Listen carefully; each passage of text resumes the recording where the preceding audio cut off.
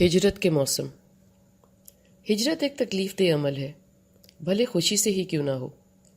بچے پڑھنے جاتے ہیں، ان کو باہر جانے کا شوق بھی ہوتا ہے۔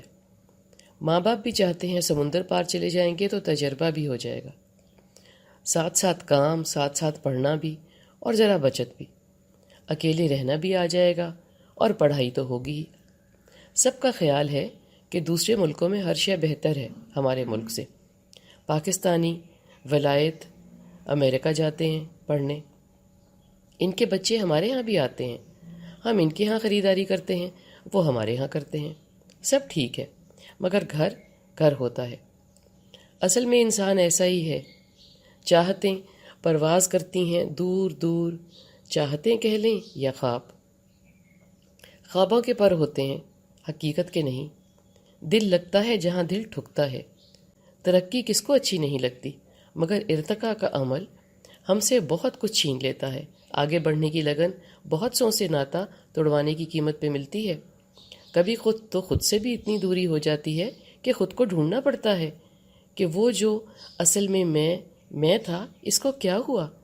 قدریں، اخلاق، چاہتیں کہاں گئیں؟ ایسا ہی ہے۔ ہاں، بات کہاں سے کہاں چلی گئی۔ بات ہو رہی تھی ہجرت کی۔ بھلے مکان بدلو یا نوکری، کالج میں کوئی مضمون ہی بدلو، بدلنا بہت طاقت مانگتا ہے، بہت طاقت لیتا ہے۔ ہم چونکہ صرف یہ جانتے ہیں کہ میں جسمانی طور پہ تھک گیا، مشقت سے بھوک لگ گئی، مجھے نیند آ رہی ہے، جو جذباتی توڑ پھوڑ ہوتی ہے معلوم ہی نہیں پڑتی۔ ہر موقع محل جان مانگتا ہے، خود کا کمرہ ہی چھوڑنا پڑے، بھلے آپ کو رنگ کرانا ہے، لگتا ہے دنیا ادھر کی ادھر ہو گئی ہے۔ سیر و سیاحت کا پلان ہم خود بناتے ہیں اور کتنا تھکتے ہیں، مزہ بھی آتا ہے، مگر ایسے جملے ہم ہی بولتے ہیں نا، رات پر نیند نہیں آئی، بستر نیا تھا، یا یوں کہ موسم تبدیل تھا نا اس وجہ سے۔ یہ بھی کہتے ہیں بھئی کافی سیر ہو گئی، گھر یاد آ رہا ہے، بستر گول کرو، واپسی کا ٹکٹ کٹاؤ۔ مجھے ہجرت کے لفظ سے یاد آیا، آج صبح جب میں نے فجر کے بعد لاؤنج کا دروازہ کھولا جو بیلکنی کی طرف جاتا ہے، جہاں سے سورج تیرتا ہوا آتا ہے، غوطہ کھاتا چلا جاتا ہے اور آتا جاتا نظر آتا ہے، یہاں میری بہت سی کہانیوں کی بنت جنم لیتی ہے۔ صبح سویرے میری چڑیاں دن بکھیرنے کے انتظار میں بجلی کے لٹکتے مٹکتے تاروں پہ بیٹھی گھریلو مسائل حل کر رہی ہوتی ہیں۔ کبوتر مکان کی چھت پہ مٹک مٹک کے چڑیوں سے پہلے دانہ اچکنے کے منصوبے پہ کام کر رہے ہوتے ہیں۔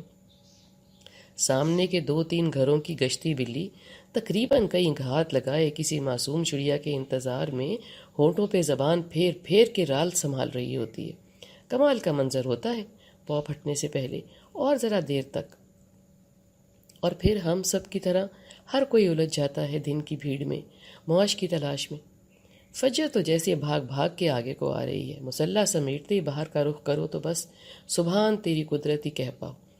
ابھی دروازہ کھولا تو ٹھنڈی ہوا ایسے آ کے لگی جیسے اے سی گھر کے اندر نہیں گھر کے باہر لگا ہے۔ ہوا اس قدر کی ٹھنڈی محسوس ہوئی کہ ہلکی سی چادر لپیٹ لینے کو دل کیا۔ مزیدار موسم، یعنی کہ گرم گرم کافی ہو جائے، سو کافی بنائی۔ لطف لیتے ہوئے ہی یہ خیال آیا، یہ موسم کی ہجرت ہے۔ ہم گرمی سے مر تو رہے تھے، مگر اس کی عادت بھی ہو گئی تھی۔ بند کھڑکیاں، پتلے باریک کپڑے، لمبی روشنی، لمبے دن، کپڑے یوں دھو کے ڈالو یوں سوکھ جائیں۔ سودا لینے جب پیدل چلے جاؤ، 7-8 بجے تک کوئی تنہائی یا اکیلے پن سے خوف ہی نہیں، اندھیرے کی گھبراہٹ ہی نہیں، کھلا دن بھی اپنا وقت بھی۔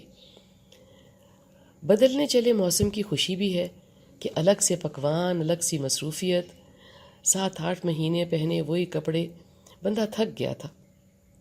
گزرے برس کے جو کپڑے بھول چکے ہیں یقیناً اب نئے لگیں گے، پنکھے چلیں گے، کھڑکیاں کھلیں گی، تازہ ہوا جب چاہے لوری سنا دے، کیا خوب مزہ دے گی۔ یہ تو تھا سرسری خیالات کا جھونکا، اور ساتھ ہی میں آ گئی اصل دنیا میں۔ آج کل کوئی گھر میں کام کے لیے ہاتھ بٹانے والا نہیں ہے، اب گھبراہٹ شروع ہو گئی۔ چلتے موسم کے کپڑے کون بند کرے گا، سردی کا سامان کون نکالے گا، کون چپلیاں سنبھالے گا اور بند جوتے موزے کرینے سے لگائے گا۔ خیر، سب کام ہو ہی جاتے ہیں، بس ذرا خود کو ڈھالنا پڑتا ہے کرنے کی طرف۔ ان سب سوچوں، نکتوں، فکروں کو میں نے کہا ہجرت۔ ہجرت کوئی بھی ہو آسان نہیں ہوتی، بھلے مستقل ملک سے چلے جاؤ یا شہر بدلو، کمرہ چھوڑو یا بے موسم کے کپڑے جوتے سنبھالنے کو آتے موسم کا سامان نکالو۔ سردی کے موسم کو تو ہم بس توجہ چاہیے۔ اب آج کل کی اسموگ کو دیکھیں یا دھوپ کو سنبھالیں اور استعمال کریں۔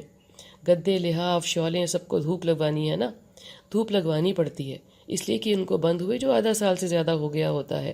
فنائل کی بو، کہیں تمباکو کے کوئی پتے کسی چادر میں اٹک جاتے ہیں، کوٹ کی جیبوں میں مچڑے پرانے ٹیشو غلطی سے رہ جاتے ہیں، اور گلے کی چوسنے والی گولی۔